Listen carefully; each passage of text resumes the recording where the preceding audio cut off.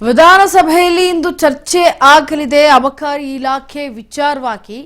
ಅಂದ್ರೆ 6,000 ಕೋಟಿ ಭ್ರಷ್ಟಾಚಾರ ಆಗಿದೆ ಅನ್ನೋ ವಿಚಾರವಾಗಿ ವಿಧಾನಸಭೆಯಲ್ಲಿ ಇಂದು ಚರ್ಚೆ ಆಗುವಂತ ಸಾಧ್ಯತೆ ಹೆಚ್ಚಿದೆ. ಅಬಕಾರಿ ಇಲಾಖೆ ಬಗ್ಗೆ ಇದು ವಿಪಕ್ಷ ಅಂದ್ರೆ 6,000 ಕೋಟಿ ಭ್ರಷ್ಟಾಚಾರ ಆಗಿದೆ ಅಂತ ವಿಪಕ್ಷಗಳಿಂದ ಆರೋಪ ಕೇಳಿ ಬಂದಿದೆ. ಬೆಳಗ್ಗೆ 9 ಗಂಟೆಗೆ ಆರಂಭ ಆಗಲಿದೆ ಕಲಾಪ.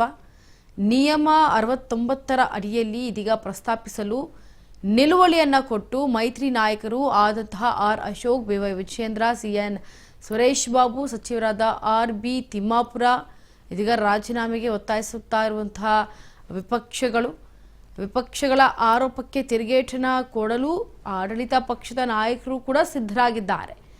ಆದರೆ ಕಾದು ನೋಡಬೇಕಷ್ಟೇ ಈಗ ಏನು ಈ ಒಂದು ವಿಧಾನಸಭೆಯಲ್ಲಿ ಇಂದು ಚರ್ಚೆ ಬರಲಿರುವಂತಹ ಅಬಕಾರಿ ಇಲಾಖೆಯ ವಿಚಾರ 6,000 ಕೋಟಿ ಭ್ರಷ್ಟಾಚಾರ ಆಗಿದೆ ಅನ್ನೋದು ವಿಪಕ್ಷಗಳಿಂದ ಆರೋಪ ಕೇಳಿ ಬಂದಿದೆ. ಅದು 9 ಗಂಟೆ ಆರಂಭ ಆಗೋ ಕಲಾಪದಲ್ಲಿ ಗೊತ್ತಾಗಲಿದೆ ಯಾವ ರೀತಿ ವಾದ ವಿವಾದಗಳು ನಡೆಯುತ್ತೆ ಅಂತ.